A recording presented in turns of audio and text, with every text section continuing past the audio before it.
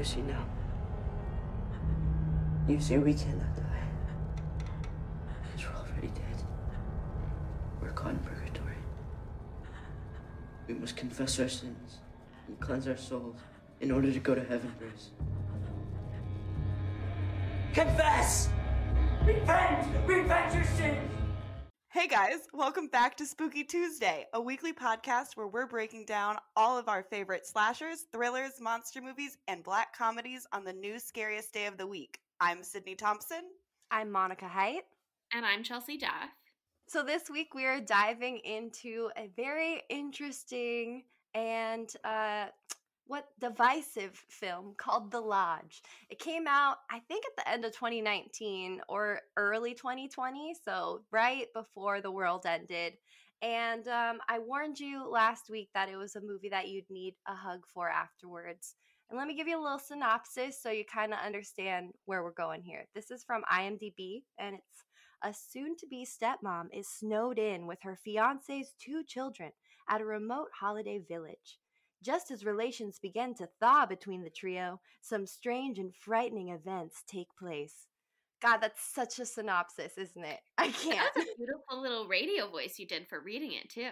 Oh, thank you so much. I did have a radio show before, so thank you for noticing. We're professionals here. Yeah, we're very professional, but I just want to note the snow-themed puns that are baked into that synopsis.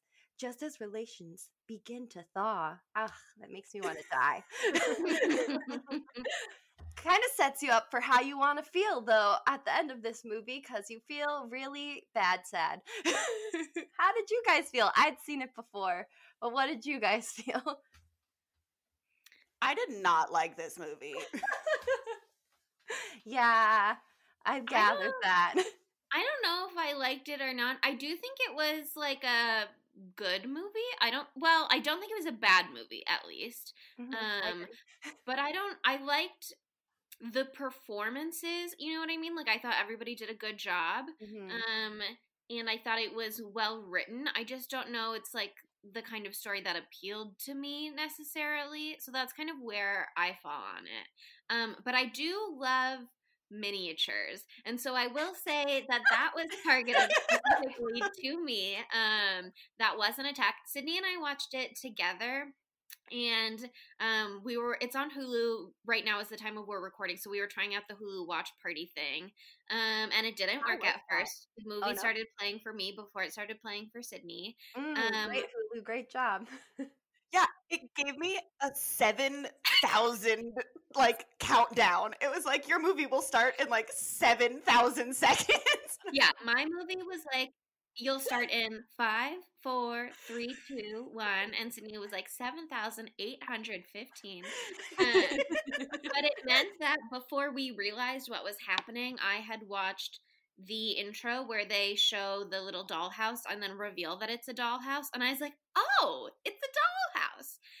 And then so when Sydney and I started it over from the beginning and actually watched it synchronized this time, I was very curious to see if she was going to be able to tell it was a dollhouse, and she couldn't, so it wasn't just me. The expert.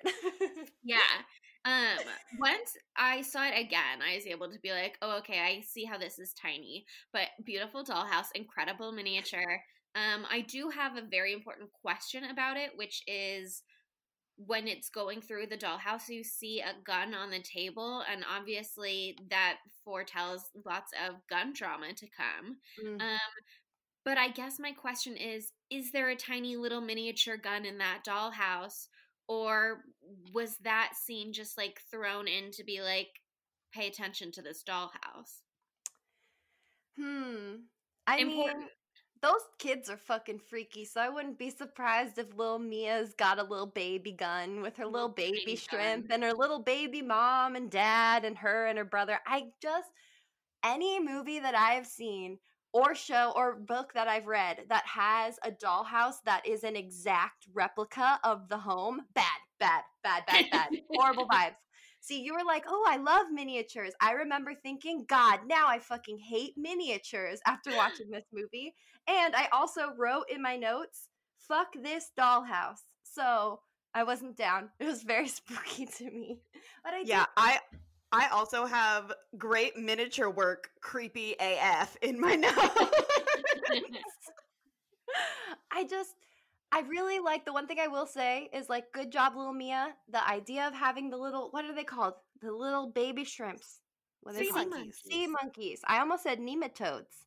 Having those nematodes in the little bowl was a really nice touch. I really liked that. As someone who has a very large dollhouse in their home, not this home, not the home where I live as an adult, let's be clear, in my childhood home, I appreciate that she went through and actually finished putting the dollhouse together, because my dollhouse is just white walls with like the electrical tape like sticked in.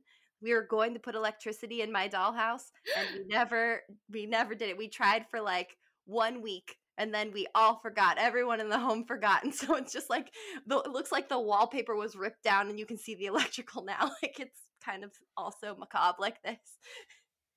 My aunt had a house that was haunted growing up, and she also had a miniature replica of said haunted house, and it always freaked me out, so I would refuse to go into the room when we would go to Florida and stay there. So nope, miniatures are creepy. So creepy. A haunted house in Florida with a miniature dollhouse replica. Oh yeah, like, and it was a Victorian house too, so like it was old. That's so the powerful. dollhouse was old. It was horrifying. Wow. Horrifying. Wow, I'm so jealous. When I think why I was so mad about this too is like, because I obviously was obsessed briefly with my dollhouse, and there was a dollhouse shop near my house called the Doll Shop, but shop was spelled SHOPPE, so you know it's fancy. So it's like old. And so it's ye old, and they sold like all the furniture you could ever want for your dollhouse, and all the wallpaper, and all the electricity stuff. And I couldn't go full doll girl, I couldn't do it, and I just regret it. I feel like I'm filled with a lot of regret from that. And then I bought an Illuma room, and that already had the electricity for me from American Girl. Try that out. Collective friend of the pod, Alex, is full-blown doll girl. Yes, both miniature hoe and American Girl. So if we do decide to make this a miniature podcast, she will be making many frequent guest appearances on. I almost bought her miniature charcuterie board earrings for Christmas, but they were sold out. So that's how deep she is into miniatures. She just recently bought a miniature of a bowl of matzo ball soup. So this happened like a month and a half ago. So this is a fresh hobby. Miniature foods are cute though, but that's also always the giveaway. Like when I was watching this intro again, once they showed the miniature foods on the table, I was like, okay, that's where you can really start to be able to tell. And then you see the shapes in the background slowly become clear that they're dolls, and you're like, oh, because that's when you know that shit is fucked up. In a horror project, Dollhouse is always going to be bad. I just recently, a month behind everybody else, watched The Haunting of Bly Manor. Just another talk about that. Yeah, just another evidence that Dollhouse is always going to just be like very ominous and grim. Bad news all around. And I think we saw that at play here. We got a couple different dollhouse shots throughout the movie, and it really made me question, like, is the dollhouse with them at the cabin? Like, did she bring it from her home? But there's actually a great reveal later on when the dad, who has been off screen for almost the entire film, which is a shame because he's hot. He is hot. It's but his he only redeemable quality. Yeah. Yeah. I just like he's to look hot, at him. and that's about all. Yep. But he discovers the dollhouse at his home, with the dolls in some precarious positions, and that's when he realizes, like, oh no, I thought things were going great with my children who are off alone with their soon-to-be stepmom, who they have no interest in spending any time with. Somehow I thought this would go well, and only now am I realizing that, like, shit has hit the fan. Yeah, I love when you realize that, like, they plan that shit out with the dollhouse. But, like, let's not get ahead of ourselves. Let's talk about the beginning of this movie just for a second, because I can only handle so much. So the beginning part of this movie is the only part of this movie that I really like.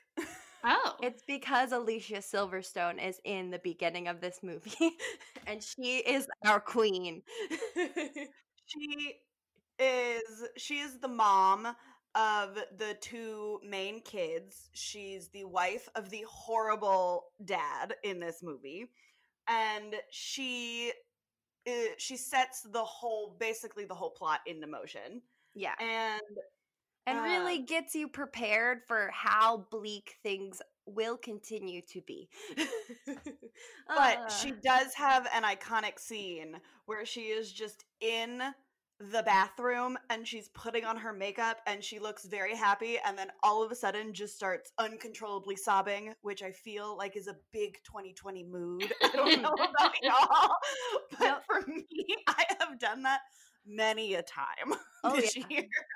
You just look yourself in the eye for 1 second too long and it's all over, honey. Uncontrollable. Oh God, it's so dark and it's so true. But this movie is just such a gut punch in the beginning because I think Alicia's only in it for like 8 minutes, 11 minutes, something like that. It's 8, yeah. So not fair. And they open the film like they really want you to think that Alicia is the main character, and you're going to be following her story throughout. The way that almost every scene in the intro is centered on her, and then it shows you that scene where she goes home after her husband reveals that he would like to finalize their divorce so that he can marry his new side piece. And if you haven't seen the movie, you have no business listening right now. But if you have seen the movie, or if you're never going to watch the movie, I guess continue on. But that's the scene where she, after getting this news, goes home, takes off her necklace, pulls a gun out of her purse, and you can guess what happens from there, all alone at home with a gun. And it is extremely jarring. Didn't see it coming at all. Absolutely no clue that this is the kind of film I had walked into. And it feels bad and it is hard to watch. I was extra shocked with the entire beginning of this movie because so I watched this a month ago and then I watched it again yesterday by myself because I just didn't feel like getting deeply upset on Thursday night when Sydney and Chelsea watched it together. So when I watched this, I had been wanting to see it for months and months and months, and I'm like obsessed with horror trailers. So I had watched the trailer for this movie and shared it with everyone in my office pre-COVID, and like we were so excited. But in the trailer, there is not even a freaking whisper of Alicia Silverstone, or Alicia, sorry, however you say her name. We don't know. There's no way to know. Only God knows. But I didn't know she was in it. I thought it was just about, what's her real name? Riley something. Riley Keough. Riley Keough. Yeah, I thought it was just about her and the kids, and I didn't understand what was happening. And so I was like, Alicia Silverstone's in this? Wow! I was like live texting my friend. I was like, she's so great. She hasn't been in much lately. It's so great to see her. I'm like mid texting about how cute she looks, and like the event is so casual too that I really didn't see it coming. Obviously, she's very upset, but she is tidying the room, and then it looks like she's gonna grab gum or something. Gum sounds much like gun. I'm sorry. She looks like she was gonna grab a lipstick out of her purse or something, or maybe some saltines, and it's not that, and it's shocking. I had to pause the movie for a while and take some deep breaths. It really just bitch slaps you across the face to let you know that this is not going to be the normal type of scary movie or what you thought. I want to go back to the events of what happened before the incident with Alicia Silverstone. Yeah. So what triggers all of this is she is dropping off her kids to go spend time with their dad, her, separated husband. And they're all pulling up, and you can see a woman shadow figure in the house. You can? Yes. Oh, yeah, you can. You can definitely see that she is in this house. And I'm so he glad gets there. And the dad is like, don't worry, she's not here. But the kids and Alicia Silverstone, like, obviously know he's lying. So he's doing, like, a weird, like, gaslight light to her a little bit. Oh, yeah. And then he has, like, so this is just setting up how much he sucks. Mm-hmm. He asks if she wants coffee or tea. And then as soon as she says, oh, I'll have some coffee, he's like, ooh, I don't actually have any. Is instant okay? And everybody knows instant coffee is never okay. Only good if you're making Dalgona coffee. But That's then that thing that got very popular during quarantine, where you make your whipped coffee fluffy, in case no one knows. Anyway, continue, Sydney. Sorry. But then he goes on to be like, I just like quit coffee because I'm better than that. And it's just like a bunch of weird microaggressions that you just pick up that this guy is icky. And then he goes into, I want to finalize, like, I want a divorce. I want to marry Grace, who is, by the way, Grace's relationship with, what's the dad's name? I just know him as Sucky Dad. Nobody knows for sure. Face. I think it's Richard, but I could be totally wrong, and I will find out. It's Dick. That makes sense. That checks out. It is Richard because the actor's name is Richard, yeah. and then there's an IMDb trivia that's like, other than Grace, almost everybody in the movie has almost the exact same name as the actor's name. Fine. Okay, but so sorry, you go. Do you want to explain Grace's backstory? Because it's pretty interesting and also very significant to this movie. Yeah, well, before we do that, I just wanted to like go off of what you just said about her, how Laura drives up and she sees Grace. She sees the other woman like as like kind of like this spirit, like this kind of like silhouette, like running away. And throughout the film, they kind of make Grace's character seem like sort of like she's some sort of like ghost or something like that. There's many scenes where you just see like the back of her head, her shoulder coming around the corner, and it makes like it's meant to like build this like ominous energy around her, so you like think that she's the bad thing, but then you start to realize like later on in the film that there's more to it just than Grace. So like there's another part like right after he says like, oh, Grace isn't here right now. You like see her going through a gate in the backyard too. So like I really loved how they added this like sort of suspense around Grace and really made you not trust her for a million reasons, but at this visual reason with her like disappearing around corners all the time. Ooh, it was so good. But yeah, Grace's background is fucked up. It's very sad. I mean, I did some research on this. I feel like you're the expert on cults here, Sydney, or maybe even you, Chelsea. But I do love a good cult. Basically, Grace grew up in like a very terrifying religious cult that was run by her father. Fun fact, the guy who plays her father in the film is her real father. How cool. But basically Grace has had like a really, really fucked up brainwashed childhood, and she literally just got deprogrammed. I don't know, someone else take it from here who has more knowledge than I do. So Grace was the only the cult in the movie is vaguely based off Heaven's Gate, which was a suicide cult, and Grace was the only survivor of this cult. Yeah. And so now she's 30, I believe, in the movie. So it's been a while. She was 12-ish when all of this happened, very young.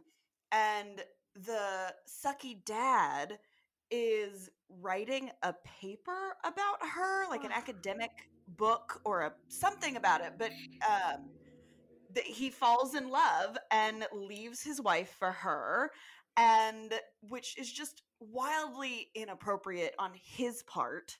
Like, it seems like a huge violation of journalistic integrity, you know? It is. It sure is. You're not supposed to get involved with sources like that. Right? Yeah. Like, so the dad is just icky in general. But so that all plays into how things happen, and we'll get on later in the movie, of basically Grace is pushed into this horrible mental state. Yeah. In an isolated cabin in the woods. Because basically, like, they discover Grace because she's the only one left alive from this cult, and she was supposed to be left alive so she could, like, spread the gospel, essentially, of the cult to the rest of the people. But the rest of her family, or that's in scare quotes, I'm not sure, but the rest of the followers of her father were all, I don't know if they were poisoned or how do we find out how the people died, but all I don't think so. no. No. But all you see is there's this horrible clip where the kids, Mia Ugh. and Aiden, do a little research on What's new? Daddy's new girlfriend, or I guess fiance at this point. And so they look her up, and there is unfortunately a beautifully edited video of haunting imagery from the cult days of her father giving like a speech or whatever. What's a pastor's speech called? Someone who was religious. A sermon. A sermon. I'm not religious, but I know that. The sermon is he's giving this creepy sermon, and then it cuts to Grace like holding a camcorder walking through this dark room, and there's all these people like laying on beds with like a purple sheet like folded over their face, and she lifts the sheet off of them and they are dead, but their eyes are closed, looks like they're sleeping, and they have duct tape over their mouth that says sin, and it's just it's not what you want to happen to you to see with your eyes. Very bad. And so there are like at least like probably 30 people whose dead bodies Grace has seen and videotapes in this video. So to say that Grace has had a rough life would be an understatement. Yeah, and then she just gets like thrown into this whole relationship with the kids. And the movie didn't go into the lead up too much other than I don't even know if they've like met Grace really before they agree to go away with her. But it seems he's been dating her for a while. He tells Alicia Silverstone in the beginning of the film that he wants to marry Grace in September, and then after Alicia Silverstone's death, it's like a 6-month jump, and now it's like November-ish when he first tells the kids that he wants them all to go away for the holidays. But what he wants is not for the 4 of them to go away for the holidays. What he wants is to leave his children alone with Grace for the holidays so that he can do work.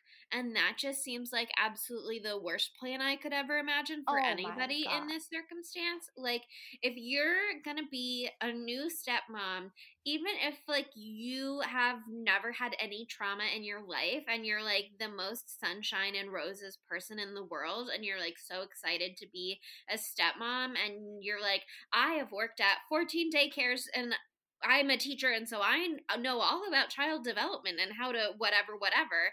Like, you are not prepared to be spending several days alone with these children if you've never even done like an overnight with their dad there before. Like, why did anybody think this was a good idea? It's true. It's a freaking terrible idea, but apparently it was Grace's idea. So there's a quote where Richard is like, "Are you okay? I don't want to leave you here with the kids if you're not feeling up to it." And this is when they're already up at the house, and Grace is like, "I'm feeling fine. It was my idea, and it's a couple of days. I can do a couple of days." So maybe Grace is like, "I'm gonna just try my darndest." But Grace, no.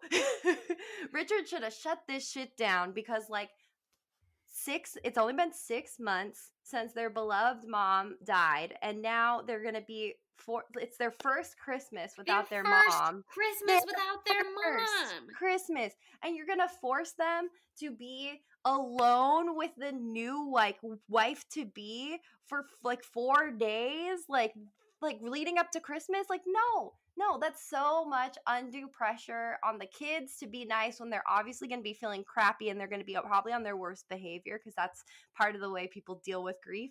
And also, like, just rude for him to think that Grace could handle that. Not that she's like not a capable woman, but no one should have to handle that emotional burden. Like, that's a horrible idea. And also, this house is in the middle of nowhere. It's snowing. Like, they don't have a car because the dad takes the only car, so they are isolated. That part's really fucked up. And so everybody knows the woods are terrifying. Yes. I stand by that statement. If you anger the goddess of the forest, aka the Blair Witch, she will murk your shit. So don't fuck with horsewomen. God. Yeah, I just you know, in a different reality where these characters are different people going through different circumstances, I can see why a stepmom who has met her future stepchildren but has been struggling to form a bond with them might be like, if we're alone together and they have no option other than to deal with me, we will have to learn how to navigate around each other. But that's for like 2 days where you have the ability to get help if you need it. And to, I mean, like, obviously Grace couldn't have anticipated that the power would be sabotage and that she would be unable to contact the dad.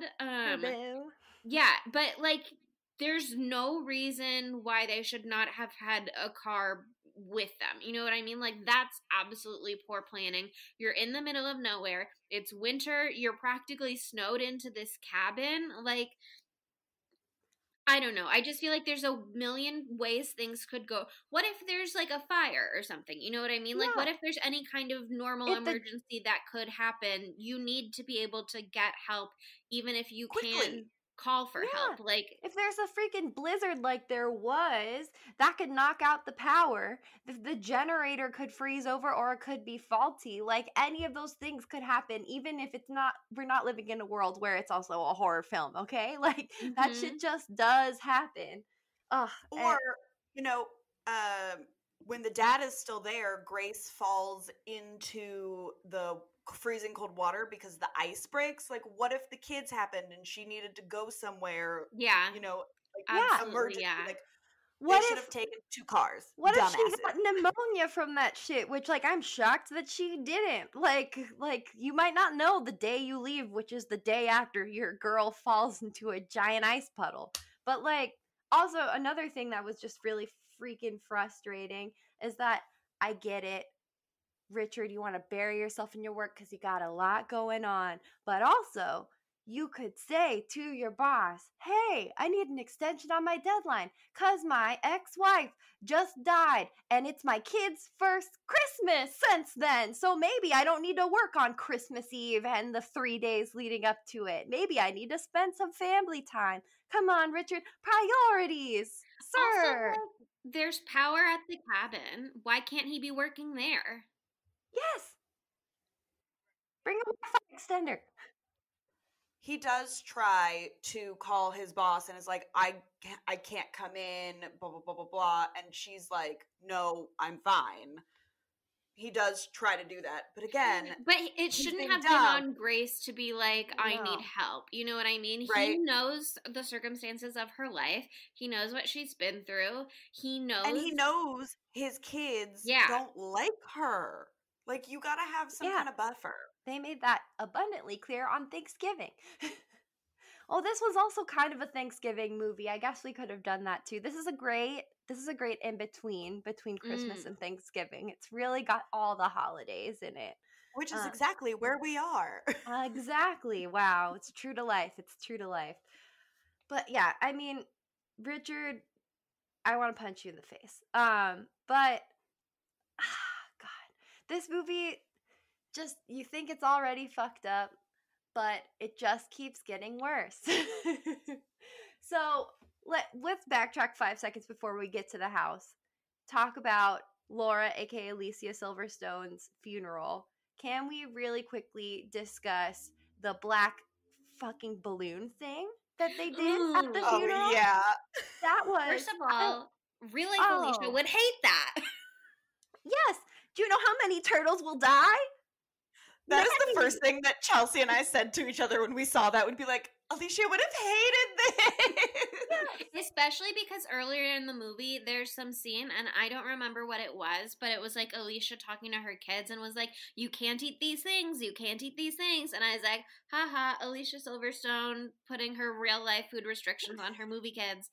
Because everybody knows that Alicia Silverstone chewed up food and spit it into her baby's mouth like a bird, which is what? I didn't know this. This is the thing that Monica, I did not know. What? She, like a bird, she chewed up food and she pulled it out of her mouth and she gave it to her child to eat. She pre-chewed it for them. I don't remember when this happened, but I will never forget hearing about it. Did she do it in front of the paparazzi? Like, why do people know about this? Was she like, hey, new moms out there, try this new thing. Actually, it's been happening for millennia. Birds do it. It's called Mama Bird, Baby Bird. It's this new thing.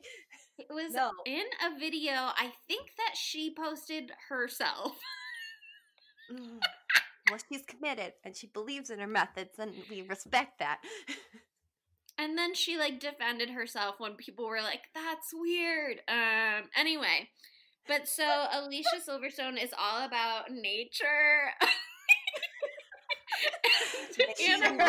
She's known to love sea turtles, okay? So that's why this is extra not okay. Yeah.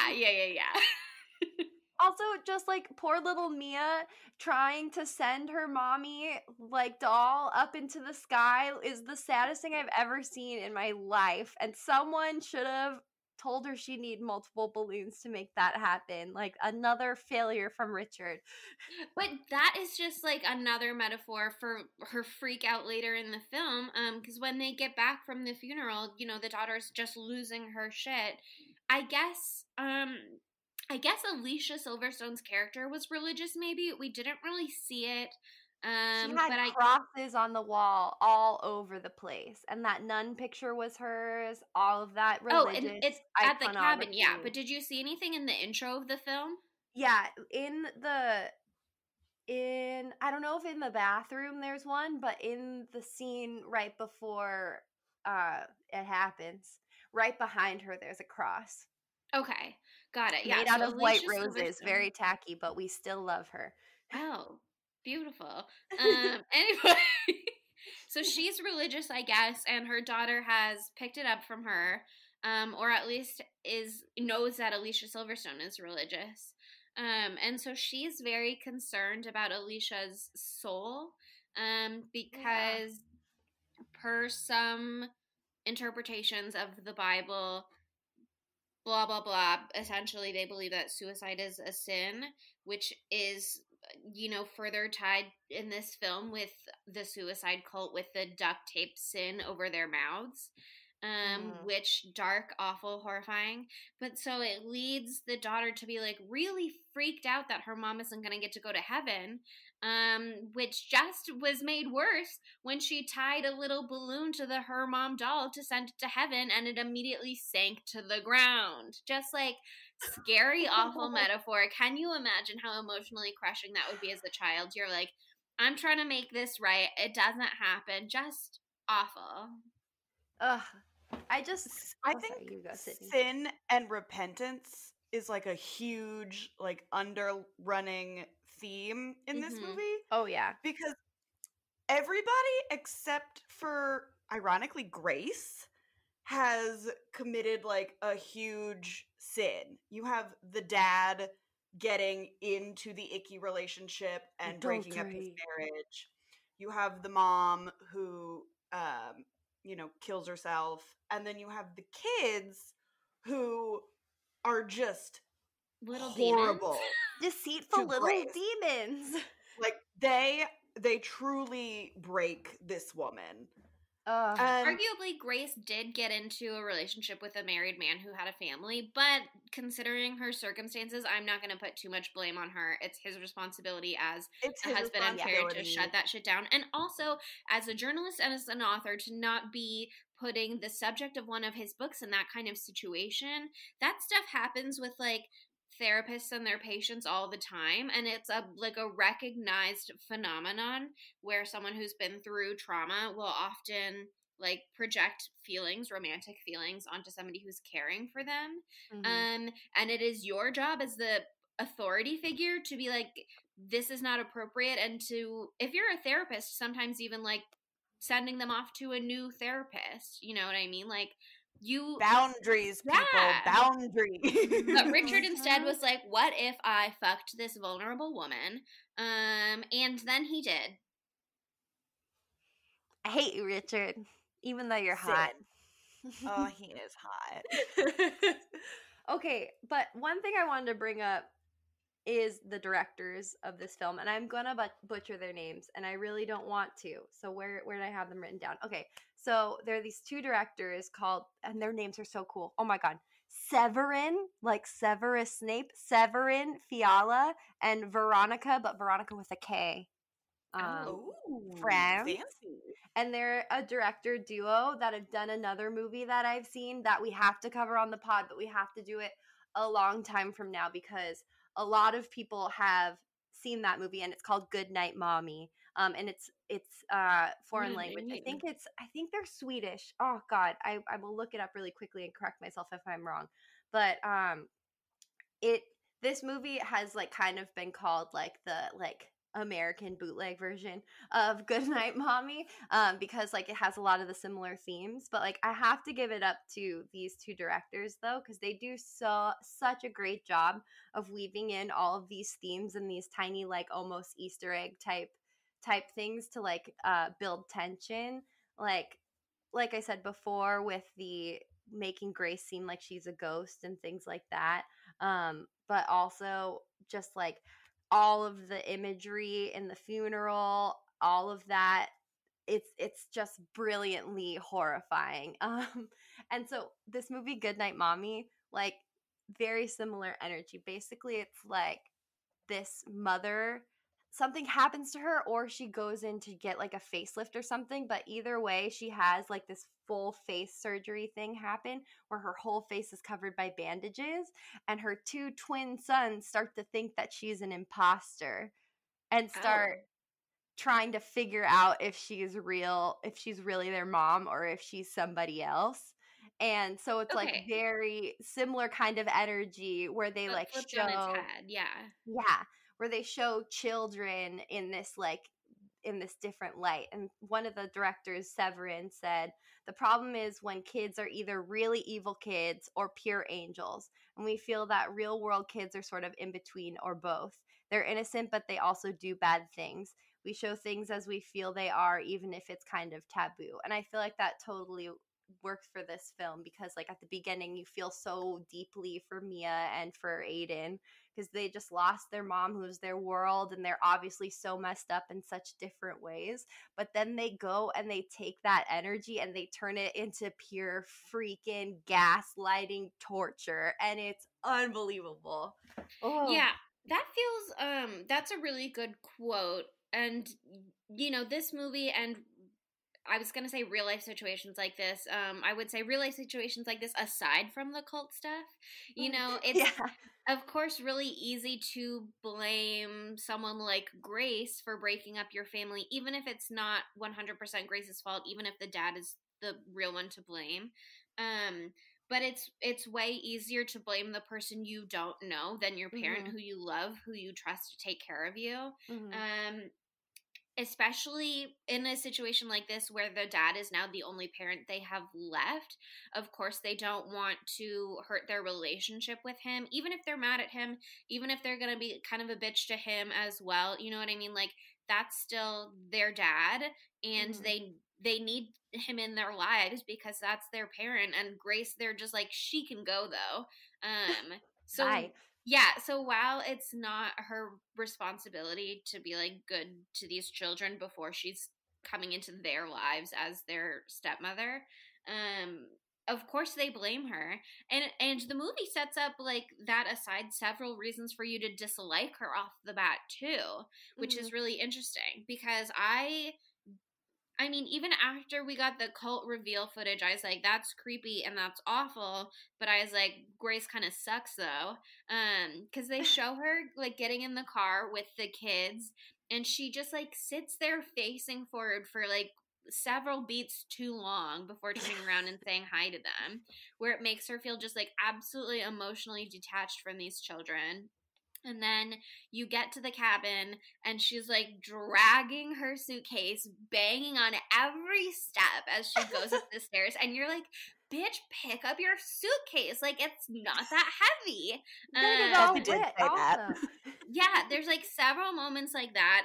You see the dad and Grace are having sex at one point, like the first night in, and she can't stop laughing, which is scary and I don't want to talk about, but you can hear the children in their rooms like trying to sleep, hearing this laughter like throughout the whole cabin, and you're just like, shut up, oh my god. It's just like, keep it in your pants. Like, it's a tiny house, it's also a log cabin, and it's hella fucking old, so the walls are paper thin.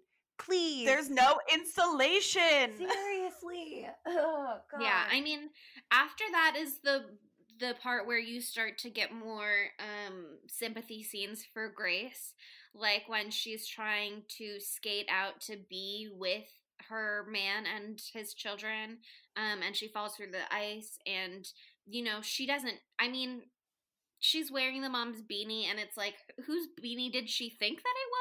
Yeah. Oh, what is this adult woman beanie? It must be mine. You can't totally blame her for not knowing that it was Alicia Silverstone's beanie, but also like, this is Alicia Silverstone's cabin. This is Alicia Silverstone's family. Women's clothes that are there, probably Alicia Silverstone's. Like, fair the picture to on the side of the bed was a picture of Alicia Silverstone and Richard. And she like puts that away in a drawer. Like, there's like, the movie gives you reasons to be like, okay, Grace kind of sucks. But as it turns out, she's not the only one who sucks, and she does not suck the most. Because Oh, go ahead. I just loved, like, watching this movie the second time. Obviously, I knew that the kids were playing games, but like, did you guys catch on to that super, super early, or were you kind of unsure about what was happening for a while? Because I remember when I first watched it, I was like, well, one, I thought this movie was going in a completely opposite direction than where it ended up, so I was definitely not prepared. But I really thought something supernatural was going on at first. Did you guys feel that way? Yeah, like, I would have liked it better if it was a supernatural thing. Like, like that's my biggest issue with this movie. 'Cause like, Grace brought a dog with her who kept barking at absolutely nothing. Like, the dog would just like bark randomly. There's a scene where Grace is trying to open a door and she shuts the door and the door opens back up by itself. Pictures fall off the wall unexpectedly. There's like one shot of Grace at one point. I mean, I guess it's of Grace, but there's one shot of Grace at night when everyone is presumably sleeping, where you just see her in like a white nightgown, like slipping around a corner. Yes. And I'm assuming now that it's Grace. But I didn't know that at the time, and I was like, oh, this is ghost shit. Yes. Right? And Mia's little creepy doll, which I think it's the mom doll. Yeah, right? The mom doll. The doll the snow angels. Oh, those are creepy. Oh my god. But like, the doll falls into the water, and when Grace goes and gets it, she almost drowns. Like, that's big mom taking karma revenge energy. And I don't know, like, I was thinking like, maybe Grace was being possessed by the mom, and the mom was doing things to her, kind of like if I can't have you, nobody can mentality. And I was just really kind of let down by the twist of this movie. See, for me, okay, well, two things. One, I would love if this had been an Alicia Silverstone is a ghost revenge movie. It would have been completely different vibe. But I don't think she would have put her kids in harm's way in the same way. She wouldn't want to scare them, but still, either way, I would have loved that. And I want there to be a movie where Alicia Silverstone is a ghost. Somebody write that. Chelsea, write the screenplay. But the other thing for me, okay, did any of you guys watch the trailer beforehand? I think I told you guys specifically not to. I had seen it in theaters when I saw a different movie like 1,000,000 years ago. And that's when you were like, oh, Alicia Silverstone is in this movie. I was like, what? Because I also had no idea because she's not in the trailer at all. And all I remembered from the trailer was like the fraught feelings, desolate cabin. I didn't know if she was a stepmom. I guess I thought maybe she was a nanny. From what I remembered. Because it's very vague. But they make it clear that she had some, like, these religious cult ties. And so what I thought this movie was like, I don't know, new mom or something, like stepmom, something like that, goes to the cabin in the woods, has this horrible past, and then the cult comes and finds her. And is hunting her down. I 100% thought that it was going to be like the cult trying to recapture her and bring her back. And I even thought that after the whole cult died. And so I was like, interesting, this Alicia Silverstone thing, sort of unnecessarily macabre for me, but when it's just going to be the cult coming. But that is not at all what happened. But I think I did like this movie more the second time because one, I knew what was coming, so I could look out for like little hints that Aiden and Mia were little psychopaths. And that was fun. But also, like, it's so unexpected, like that quote said, where you don't expect a child to do something so horrible. And I don't think it, like, I would have enjoyed the movie more if it had been something else, because it wouldn't have been so just viscerally horrible, and just like I felt so sad at the end of this movie. But I do think that it was like innovative and wholly fucked. So A+ on that regard, on just destroying my soul. Thank you. So, Chelsea, do you want to explain what these kids were doing to poor Grace? Because we haven't talked about that at all. We're leaving you in suspense. I do want to say about my expectations of this movie really quickly. I think I thought that it was going to be a paranormal thing or also maybe a cult thing, and I think they wanted you to at least think that it was going to be a paranormal movie before they realized that, like, this is all too human and all too possible to exist in our world, and like this could be a reality. And I again, I think it was a well done movie. And I think if that was the scary twist, it was well crafted. I just am at a point in my life, I think, where I am not super interested in like humans are the real monsters kinds of stories. You know what I mean? Like that feels so cynical, and is maybe a fun, scary thought when you are young and you're like, wow, people are bad, everybody sucks. But it's like I want to think about how people can be good and help other people, you know what I mean? And like not just be like everything is a waste and everything is horrible and life sucks and people will get you every time. You know what I mean? I think, those are valid stories. Some people do suck and are terrible. But do we need to always focus on it? You know what I mean? Like, can somebody be a hero maybe? Totally. I totally agree with you on that. I just feel like, especially in the timing, I feel like we had similar reactions to how we felt watching The Purge, because The Purge is also normal people turning into super horrible murderers, Not, this isn't, the children aren't murderers, but you know what I mean? Like, the world as it is right now, like everything and everyone is terrible, and you find out every day that someone else that you liked is a bad person. So like I've been watching scary movies constantly because like it's like Ghostface or okay, that's a person, sorry, it's a bad example. It's an alien, it's a turkey named Turkey with an IE, and he's killing everyone. Like it's something that is supernatural and can be slayed in some way, or like kept in the basement, like in the Babadook. Like but this even was in not Scream that. with Ghostface, it's like you have people coming together and saving each other and going Yeah. back for each other. You know what I mean? Like, This I was don't know. just I just bleak. I think with the pandemic and everything going on, and you know, there were stories of like nobody's out in Venice and dolphins return to the canals, like people are the real virus or whatever. And it's like, yes, that's true. We all need to do a better job of taking care of each other and taking care of the earth, but you also have things like mutual aid funds where people are going out of their way to give money to help other people, to help like people in their community who are vulnerable. I don't know. I just like I it's valid and I get it, but do we need to be focusing on this all of the time? Anyway, there are no heroes in this movie. In this movie, the children, again, I don't think they appreciate what they're doing. I think they like knew they were being cruel. They knew they were being mean. But they were thinking like, this is a great prank. And when they realized shit was hitting the fan, they were like, we need to find a way to undo this. But essentially what they did is after Grace tried to get everybody to hang out and be friends and watch a movie together, they all fell asleep on the couches and the chairs downstairs.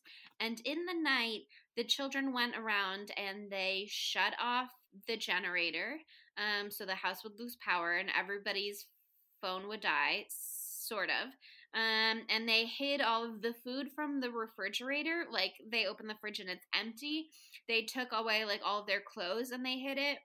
And you find out later in the film, there's, like, a crawl space, basically, in, I don't know if it was in, like, the basement or the garage. But, yeah, there was, like, a little crawl space where they had put everything and hidden it. And so it was all still there. It didn't, like, magically disappear. But they essentially got rid of all of their belongings and food and ability to contact the outside world so that they could prank Grace into thinking that a gas heater they set up had malfunctioned in the night and they had all died of carbon monoxide poisoning and they were all really dead. And they further brought this point home throughout the film as Aiden, the teenager, at one point pretended to hang himself, and he looked like he was dead and had completed suicide. And then Mia, the younger daughter, screams for Grace to come see, and then once Grace has discovered what she thinks is his body, he like perks up his head and is like, see, we can't die because we're already dead. After throughout the film, he's already been like, what if we're dead? What if we died? How would we know? And Grace is like, we would know because like I feel pain. I'm hungry. Like I feel all this discomfort. This sucks. Like that's how I know I'm alive. And he's like, what if that's just what death feels like? Like, oof, like awful, horrible, scary shit. So terrible. And then I don't know, like they just really took things so fucking far. The detail is where it gets so fucked up. If they were like, oh, guess what? We died. Ha ha ha. And that was it. And like they moved all the stuff into the basement. And that was it. That would be one thing. But they freaking buried a picture of them in the snow that says in loving memory. They created a obituary pamphlet, like with other articles besides the obituary. They woke up in the middle of the nicely. night and they made like 100 fucking snow angels. Literally. Which was so upsetting. I think that was the most upsetting part. And that part too, like, that really makes you think that it can't, like, if you thought it was the kids for a second, which I don't know if there was anything to lead you to believe that at that point. Like, when you see the snow angels, you're like, oh, fuck, it's definitely the mom. Because another thing they did, they're playing the long game. Even before they fake killed themselves with the carbon monoxide poisoning, like, the little girl, Mia, is like, oh, Grace, do you want to see what I made Daddy for Christmas? She's like, it's a video. We put on a video, and it's just all videos of the mom who's passed away, like, just to fuck with Grace. Like, damn, they are playing a deep psychological game. I will say, though, I do admire the kids' commitment to it's incredible. Like, they spent 3 days sitting in the cold and eating beans while like this traumatized woman from a suicide cult wandered the halls at night with a gun. I would not have lasted a single day. I would have been like, nope, it's cold. Goodbye. Like, haha, this is funny. These kids honestly should teach the Masterclass in gaslighting, because this is like professional grade. I don't even know. Like, if the dad is Mr. Gaslight Light, kids are Gaslight Pro. They learned from the best. And then they were like, the student has become the master. But this, I mean, horrible prank regardless, like absolutely way too far 1 million times. I think when you realize that your stepmom is sleepwalking with a gun in her hands, like maybe that's the moment you call it off. Yeah. Not these kids. But all of that said, like, horrifying, but this maybe could have turned out okay.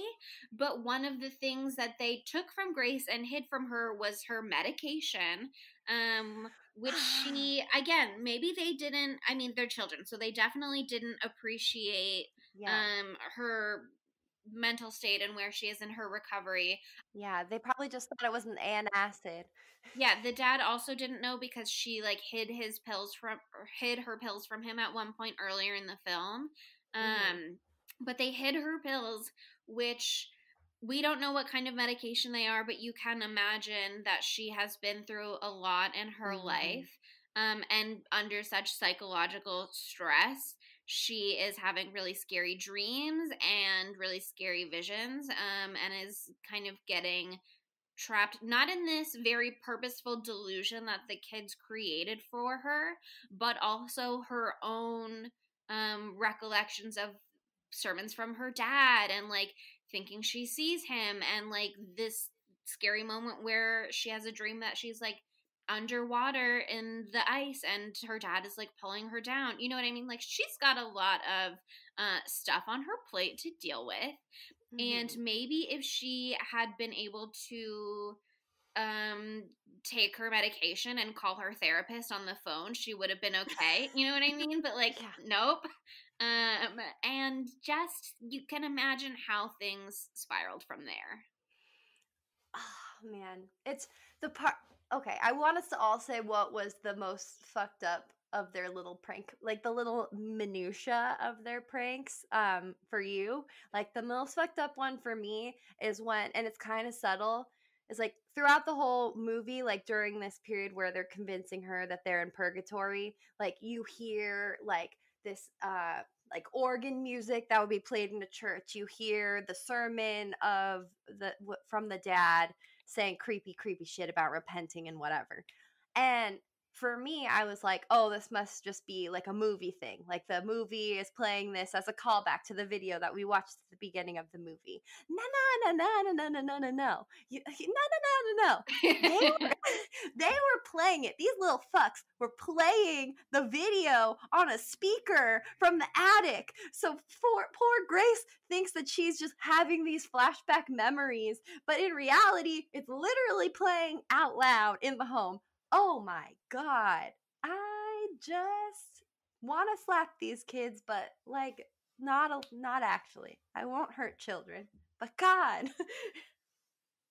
Yeah, you know, there was one moment where before we realize how bad things are, Grace hears Mia talking to somebody behind a closed door, and she bursts in and she's like, you have a working phone, like, give me your phone. And Mia's like, I was just playing. I'm just playing. My phone's dead. And she shows her the phone, which looks dead.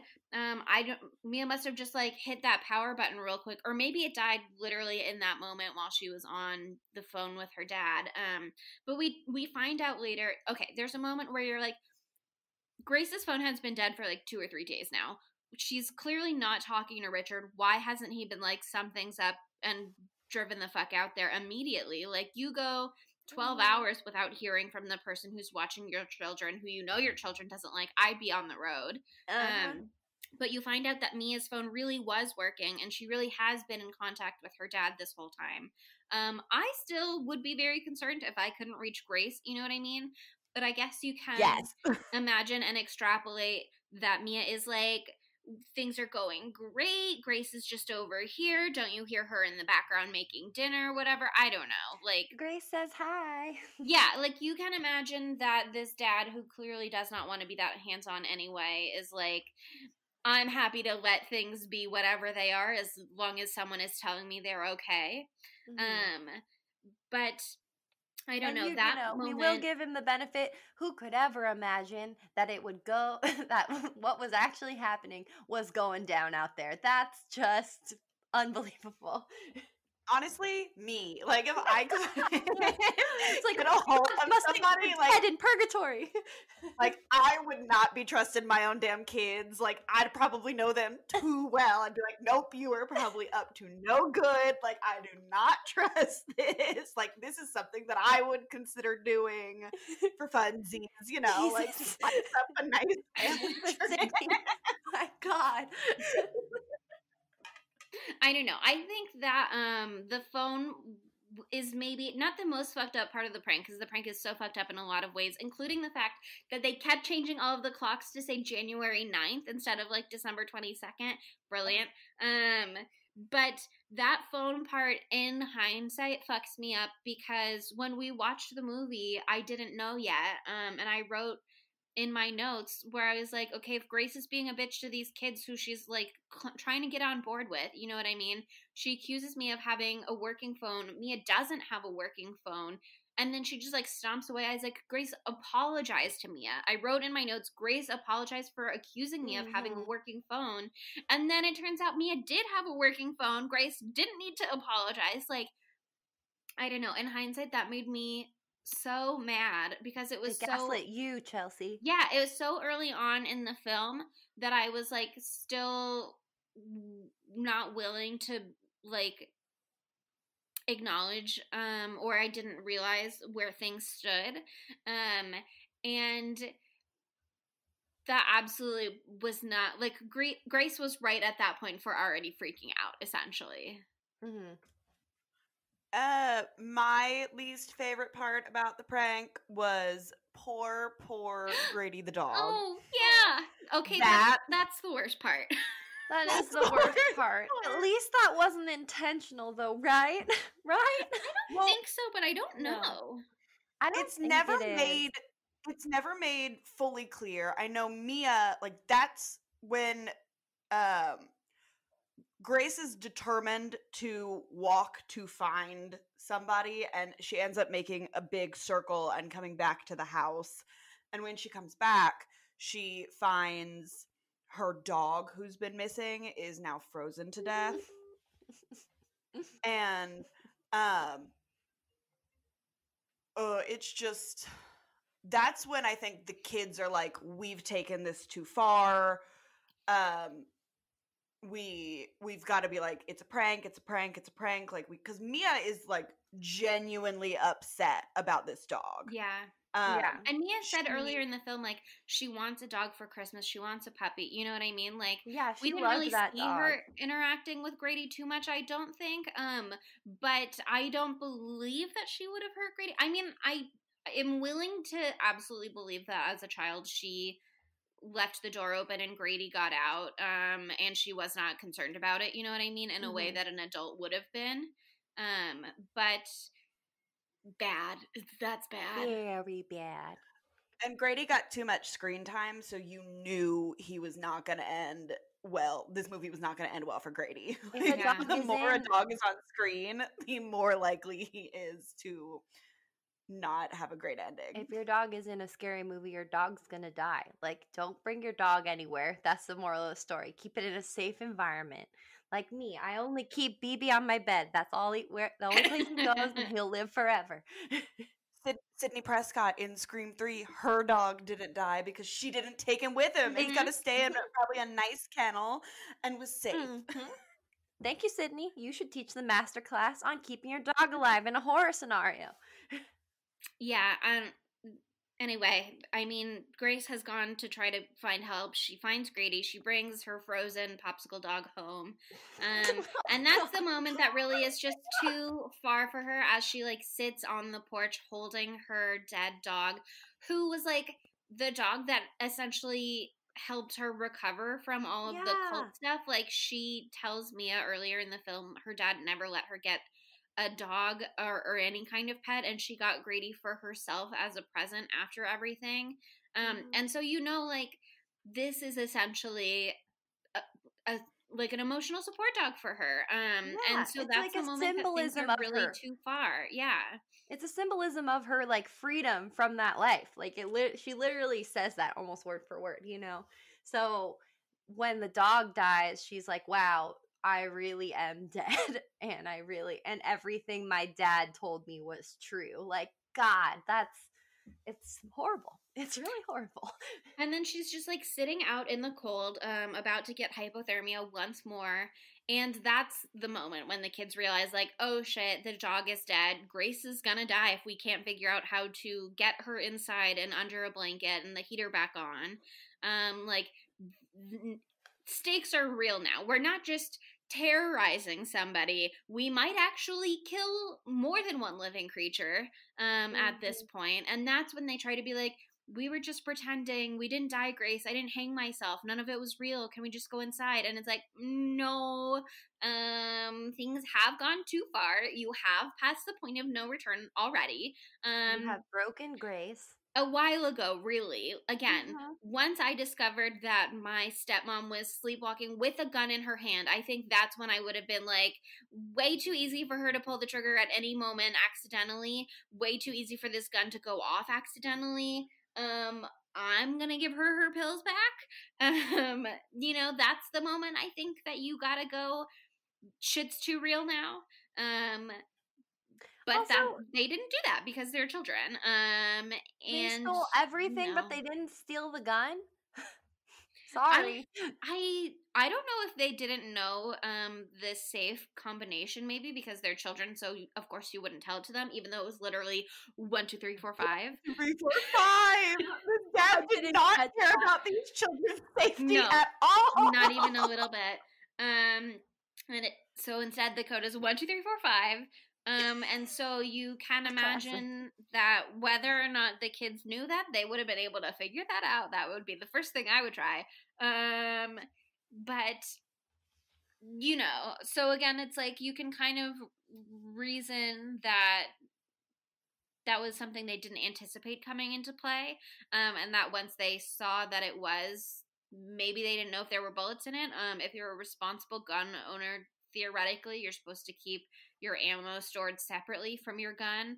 Obviously, that's not done most of the time because, practically speaking, if you have a gun for self-defense, if your ammo is in a different place, that's going to make defending yourself in a bind tricky. But I mean, if you've been convinced that you're in purgatory and that you're already dead, it would prevent the precipitation of the events of the final act of this movie. Yeah, because that's the thing. You should always assume that a gun is loaded. That's like basic gun safety. And that's the assumption I had during the film as well, gun safety aside, because it's a scary movie. But there is a really interesting scene at the end when Grace is like, we've all already died. She's already been like kneeling on burning wood. Oh, yeah.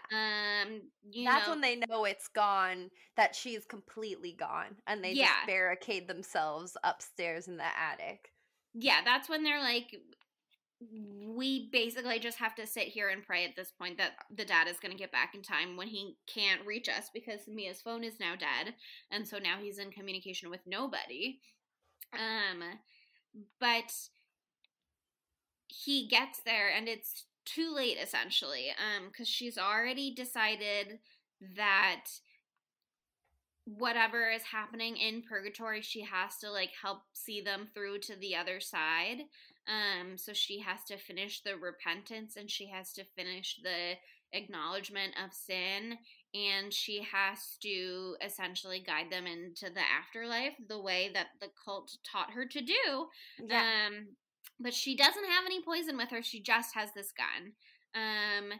And there's a really scary moment where she's there, the kids are there, the dad is finally there, she has the gun, she's holding it to her own head, and you don't know, like, is she gonna pull the trigger and this is gonna be over and the dad and the kids are gonna be safe? Is she gonna pull the trigger and this is gonna prove to her that they're already dead and nothing is real? And I don't know if the safety was on, and so we heard a click and it didn't fire. I don't know if it misfired. I don't know if they're just, like, the chamber wasn't full. But there wasn't a bullet, and she didn't get shot. But wouldn't you know it, as soon as she points the gun at the dad, there is a bullet now. And he does get shot, and he does die, and shit gets worse. Yeah. Yeah. Because, like, at the beginning, or not the beginning, middle, kind of the movie, right when they get up to the house, Richard tells Grace about the gun, and they go outside, and he's like, hello, this is how you do gun things. And she's like, yeah, and, like, is, like, a true expert with marksmanship. And so, of course, like, when she goes to shoot him, she doesn't, like, shoot him in the tummy or something, and which no is warning painful, shots. and he dies. None. No. She shoots him, like, directly point blank into the eyeball, and it's over immediately. There's no hope. So great, cool, love that, so wonderful. And here's another thing about the dad just being shitty. Like, when she pulled the trigger and nothing happened, why didn't he bum rush her? Yeah. Just, like, I'm sorry, like, bum rush her. Bum like, rush your fiance. You're bigger than her. You can, like, sometimes you gotta at take least her. if you're a She'll moving thank you for it target, later. you know what I mean? It's harder to get it's that harder. Zigzag. Like, he just sat there. Oh God. Guns are not good close range weapons. You know what I mean? Like, if you can get in within the arm span, basically, like, you're okay. And just, he didn't make an attempt, really. He was trying to talk her down softly and sweetly, and, like, I get that impulse. It was the wrong one here. Yeah, I don't think he really understood, and how could he, the true depth of, like, her goneness, to put it eloquently. She was not there really in the same way anymore. And, like, just this movie starts with one of those, like, gut wrench shockers that you never saw coming, and it ends in that same way. Like, I just really thought maybe things would end up okay in some way. But as soon as they shot him, he's been shot in the eye and he's gone. Like, these kids are now officially orphans. Like, there's nothing. Like, there's no way that this can ever be even remotely okay. And it just gets so much worse in the aftermath. They almost made it, though. Like, they get down to the car, but then the car won't start. And there's no real good explanation for that, other than it looks like the car snowed in. It's not that the car won't start. It's that the car. I thought about this a lot. I don't know why. Okay. I'm sorry. Basically, when the dad leaves the first time, he has to back up the hill because there's snow embankments on either side. But they try to, like, do a 3-point turn, and they back into a snowbank. So, like, they started the car and they started driving, but they got stuck on the snow, and so they couldn't turn and get out, like, no matter what they did. Okay. I was wondering kind of how the car got in that precarious position. And that makes total sense. But basically, they just they're not good snow drivers. Big mistake. Huge. They just got fucked, and shit hit the fan once more. And, you know, once you don't have an escape route and you don't have any way to contact the outside world and you don't have any real defenses against somebody with a gun and your children, you know, there's just only so many ways it can go from there. And the movie ends with them all sitting at the kitchen table. Including dead Richard. Yeah, they have this sin duct tape on their mouth. Grace is singing. She's a very good singer. Sydney told me that she's Elvis's granddaughter, so, you know, runs in that blood. What? Yeah, she should be a good singer. Damn. I had no idea. Yeah, I mean, I thought it was, like, other than being terrifying, it was lovely. Sounded great. And then it ends with them all still sitting around the table, but you know where it's going. And there's only one way it can go. They zoom in on the gun at the end, and you can see 2 bullets, which leads me to believe, is it going to be another one of those things where, like, you assume that the kids are going to be killed, but is it going to be another one of those things where Grace thinks that now she has to do what she did before, and she has to continue to, like, live on to give off the prophecy, or not the prophecy, but, like, speak the words of the cult? That's what I was thinking. Whoa. Because that, and then that also got me thinking, like, did she, like, she must have helped kill everyone in the cult back in the day too, if she's doing that now so naturally, and that just seems what she has to do. I mean, not for sure, but damn, don't join a cult, y'all. Well, Damn, it's not I didn't her even fault. think about She was that. born into a cult. That's rough. I didn't even think about that because, you know, if you have ever watched the show Archer is very into counting the bullets and the shots he's fired. He's very good at that. That's his, like, greatest instinct as a spy. Not me, though. I have been very bad at math lately, and it didn't even occur to me to try and keep track of how many bullets are left. Didn't notice, just assumed they would all be going. But the fact that she might be left as the sole survivor once again, that's really fucked. God, Severin and Veronica, you fucked motherfuckers. I love them. I can't wait to see what they do next, even though this movie left me feeling empty and without hope. And I never want to see it ever again, and was upset to have to watch it a second time. I liked it better the second time. So, all's well that ends well. It doesn't end well. It ends bad, actually. Okay. It's real bad. Speaking of how it ends, let's hit some of our normal segments, if you will. Is there a death that you found particularly fucked up, or a death that was your favorite? We've already talked about mine. It's obviously Grady.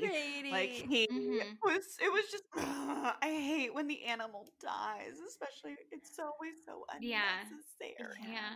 I mean, there's not a lot of deaths to choose from, but there's actually a lot if you count all the cult people. True.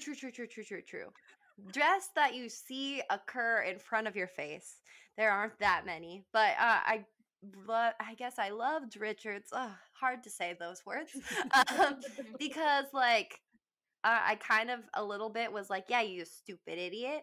But also the fact that it's like this immediately, like, it's over, and the immediate aftermath. There's this one shot, like, obviously it's already fucked up because you see, like, this trail of blood where they dragged him to the dinner table, and he's sitting at the head of the table where the father would sit, right?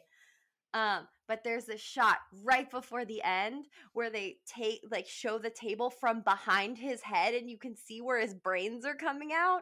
Incredible. Yeah, that's pretty brutal. I guess really I have to go with Alicia Silverstone's death because it is so unbelievably fucked up, and it really came out of nowhere for me. And it really sets the tone for the whole rest of the movie, which is like nothing's gonna go right and everything's gonna be bad. And that is what happened, you know. As far as other segments go, I don't know that there was much room in this film to be gayer unless you just, like, totally gender swap the characters. I don't think it would have been any effective or better for me if anything and it was gay. You know what I mean? Although Grace is bisexual in my heart. Feel that. She's just figuring it out. Yeah, and, you know, she's got a lot to unpack from her cult years, and maybe she's imprinted on Richard because he's, like, one of the first people that's really taken an interest in who she is and not just, like, what has happened to her or whatever, you know what I mean? Maybe she hasn't opened up to people before. Maybe the reason she's laughing during sex is not cult-related, but because she doesn't realize yet that actually she wants to have sex with a woman. Who knows? Like, ha, you're not a girl. She'll, like, once the laughter stops as soon as, like, she has sex that she's into, maybe. I don't know. But other than that, I just, not a lot of space that I think it would have brought anything to the film necessarily. You could create a whole beautiful backstory where Aiden is just figuring out his sexuality. I could see that happening. But you know, it really doesn't add anything to go there. It just makes me more sad that he's gonna die. There is a moment where he's like spying on Grace in the shower. Didn't like that. Don't know that added anything to the film other than being like a trademark creepy horror moment. I thought that was Mia. I really thought that was Mia when I watched it, but then she thinks that it's Aiden, so I think I'm just stupid. Yeah, you must have just been like glancing down at your phone or something during that scene because it was Aiden pretty clearly. Oh, okay. Well, I think for me, going back, like, so say if my perfect movie, it would have been a ghost and the mom would have been getting revenge, and at the end of the movie, Grace was like, "I'm sorry, Richard, but I'm leaving you for a woman. Goodbye. I can't handle this anymore." I'm for a woman, and it's Laura's ghost. That would be a fun day twist. Be like, I know we've decided that you are the issue and we are going to be in love. Turns out Grace is not the problem. She is the solution. Yes, I think that would have been how the perfect ending for this movie. Yes, yes, the perfect complete rewrite. Yeah, and as far as adding our beloved Matthew Lillard into the film, I mean, I don't want him even in a fictitious setting to go through any of this. But you know, he could have been Richard, but I don't ever want to feel that strongly, like that much hate towards Matthew in any role. So I don't know. I think he could have been the cult leader daddy. Ooh. Yeah, put him in a little bit of a long, shruggy wig. Shruggy is not the type of thing I was trying to say.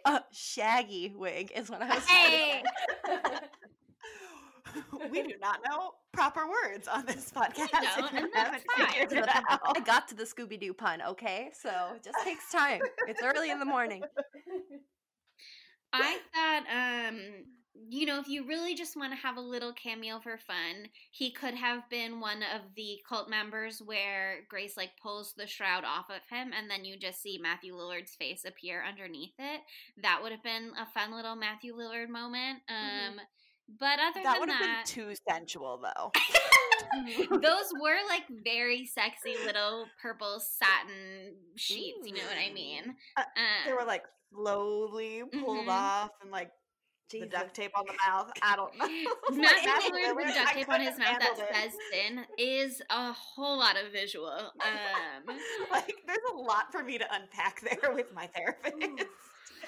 But yeah, I don't think he it wouldn't have added or taken anything away from this film for me if Matthew Lillard was in it. Much as I love Matthew Lillard, I think having her real life dad play the cult dad was super interesting choice. I don't know that it added anything just because we didn't really get any true scenes of them together other than her dreams. But it is cool. I do like it. It is cool. It was fun. That's fun. And good for her dad to do something cool. Is he related to Elvis? Is he on the Elvis side? No, her mom's Lisa Marie Presley. Her mom's Lisa Marie Presley? Yeah. Wow. I gotta look into her other work. I thought she did amazing. I thought she had a great performance. I thought the character was super interesting.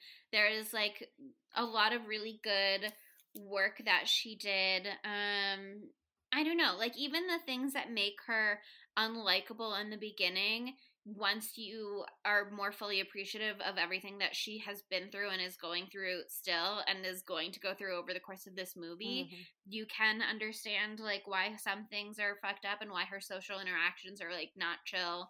And you know what I mean? Like I thought she was great. I thought everybody did a pretty good performance. Yeah, I was really excited to see what's his name? Hold on, I have to look. Jaden Martell in this role. So he's one of the little It kids, you know, from the movie It. And he was in Knives Out as the little racist child. Oh, fun. But yeah, I've been really interested because I loved that movie and I loved all the performances of those child actors, and I like seeing if they're actually good at acting or not, and seeing where they go. So like, he was pretty good in this, you know. He's not a Jack Glazer. He's not as good as what's his Finn Wolfhard. But you know, he's got some chops, so I hope that he continues to be a good spooky child in the future. So that's good for him. But yeah, all the reviews I read of this movie, besides our own review, they're all like, I feel like something is missing. But Riley, good job. So Riley, great job. Great job, Riley. Yeah. That kind of brings us around to our Knives Out of Fives. Did you have some more thing to add before we do that? Oh yeah, I had one more thing to say. Okay. I have like this theory with scary movies, and especially scary movies produced by Neon, which I'm pretty sure this is.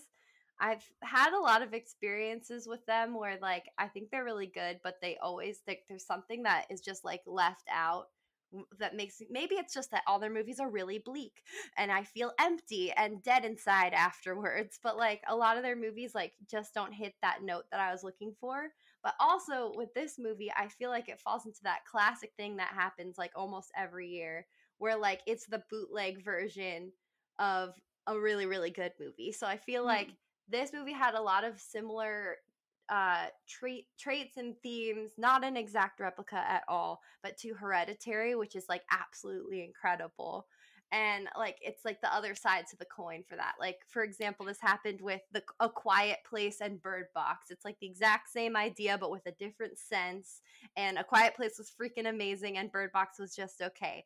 So that's like kind of where The Lodge felt for me. It was like, oh, it's so good, but it had too many things in common with Hereditary, and it wasn't nearly as good as that. But it also had elements of The Shining for me when you're like isolated in a remote, snowy place in the woods as someone's mental health is like slowly unraveling. That's very The Shining. Definitely. I did like it. I did think this movie was good. I just don't know that I would ever want to watch it again or recommend it to anybody. You know what I mean? Exactly. It's not the kind of movie that I would be like, you need to see it. Although I think it was good. It's not the kind of, it wasn't like fun. You know what I mean? No, it is not even close to fun. Do we all agree that Richard is the biggest dumb bitch in this movie? Hands down. Oh, yeah. Do you not? Because I wrote in my notes, I was like, there's only one possible dumb bitch in this film to me. Yes.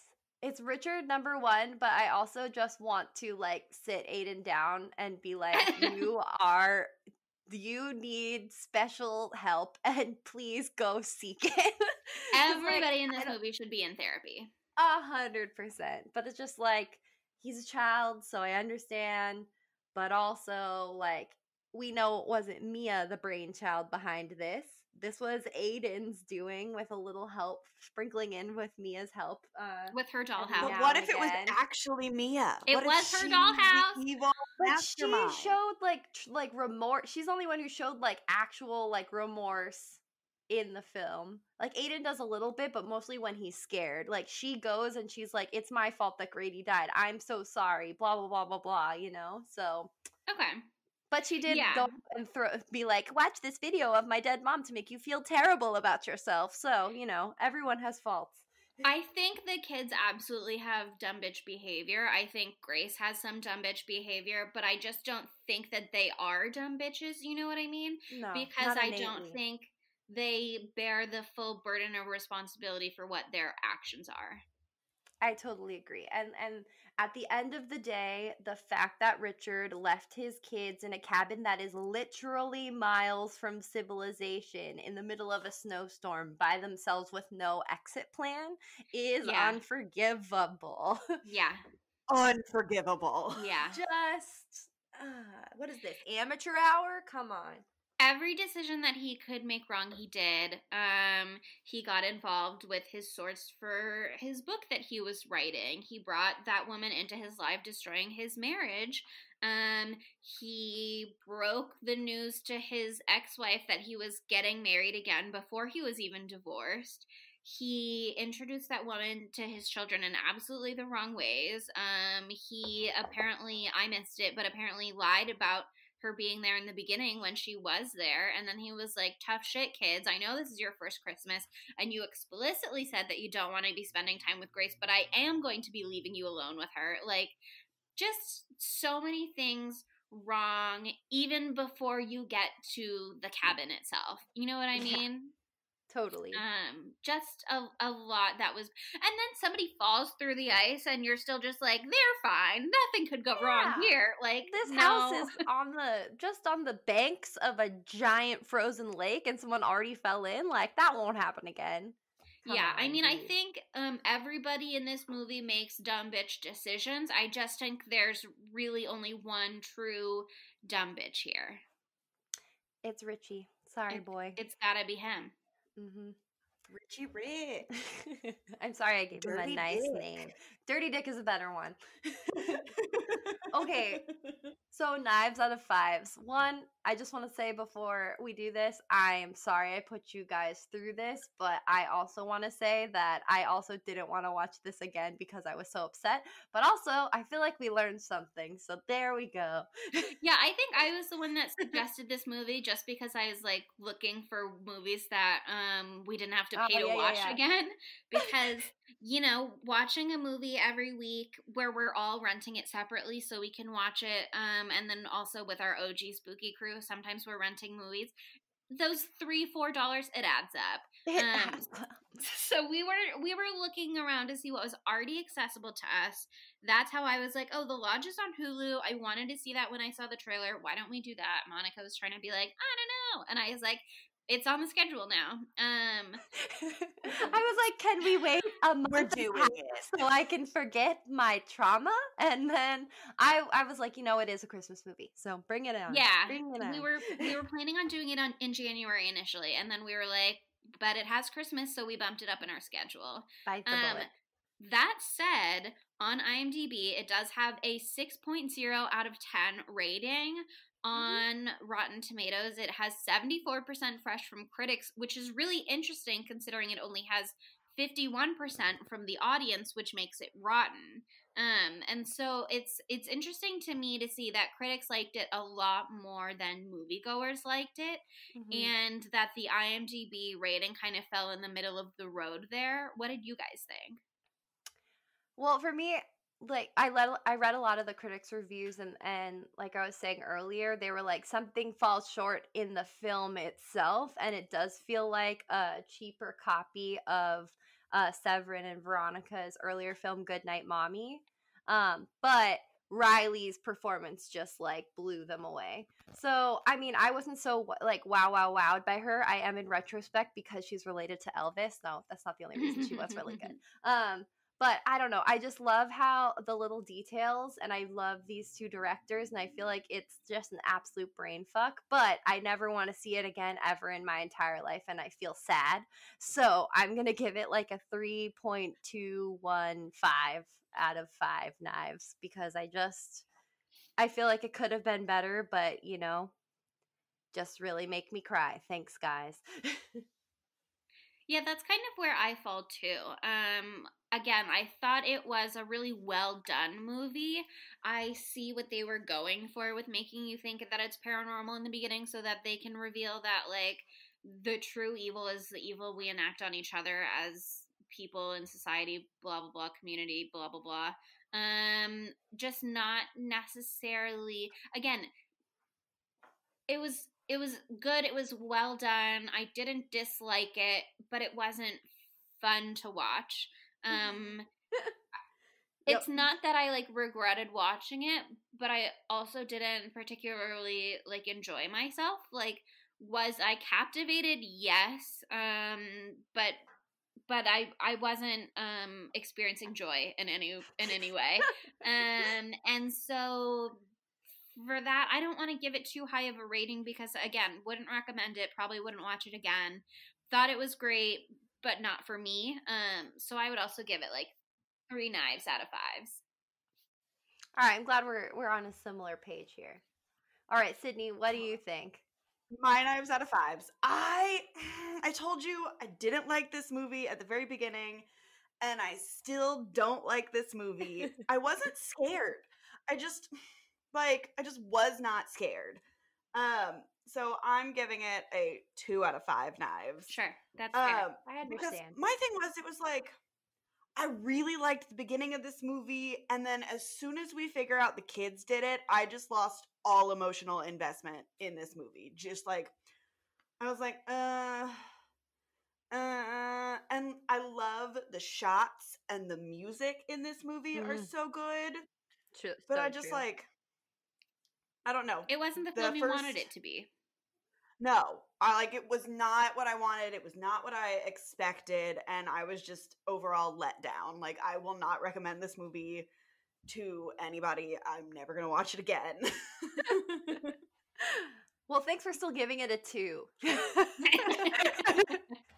Even though, yeah, this movie was not scary. It was deeply, deeply, deeply disturbing. So, yeah. Yes. Okay. So I feel like that closes the book on The Lodge. I don't know what more we can say except for just a group cry. We could add that in, but maybe no. We do An have internet group hug. We do have something exciting coming up next, though. I think there's going to be plenty of joy here. Monica, yes. do you want to, since you're so passionate about this one, do you want to reveal it? Okay, so I am the person in this movie crew that has seen the fewest amount or the smallest amount of the old school horror films. So a couple weeks ago, I did not know this movie was a Christmas movie, but I watched it in October. I watched Gremlins for the first time, and I had such a freaking blast watching it with my boyfriend. And so I was like, we have to watch it. So next week, we're going full Crimbus on you with Gremlins. Oh, God, it's a joy. It's so weird. There's a cute little gremlin guy. I'm it's so scary. excited. This is one of my favorite Christmas movies. I love it. It's this, The Shining, and Die Hard. Best Christmas movies, hands down. 100%. I totally agree. And I think the big reason why I love it so much is because the little gremlin, the main one, which I can't remember his name right now, reminds me of my dog BB. So that was a big part of it for me. But yeah, we will experience joy next week. I promise. So definitely watch this one before.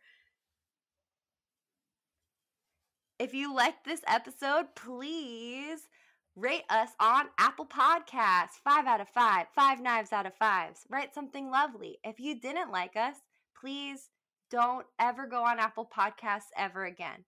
Also, if you want to know more about our thoughts about this movie, you should follow us on social media.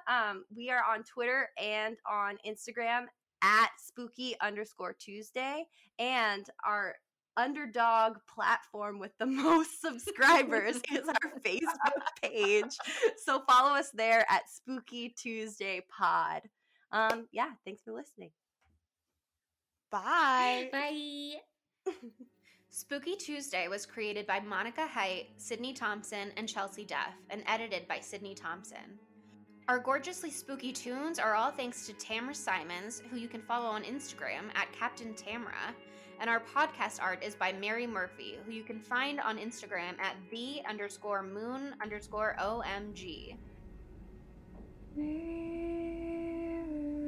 My God, to be nearer to